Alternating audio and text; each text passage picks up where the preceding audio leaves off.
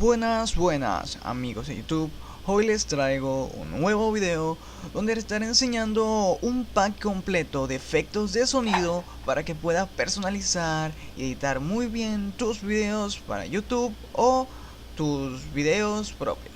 Si te interesa, quédate.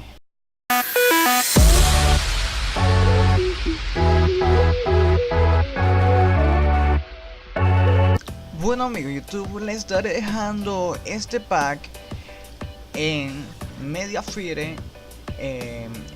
Pesa 139 MB, como pueden ver. Y bueno, al descargarlo, dejan descargar. No lo descargo porque ya lo tengo. Y le dejará este archivo, este que están viendo acá. Bueno, y ya teniendo este archivo, les recomiendo que abran una carpeta, pongan efectos de sonido y en eso lo meten en la carpeta y lo extraen ahí. Le dan extraer aquí y como pueden ver son una cantidad, muy buena cantidad de efectos que puedes utilizar para tus videos. Como pueden ver también trae música sin copyright, trae varias que yo se las descargué previamente.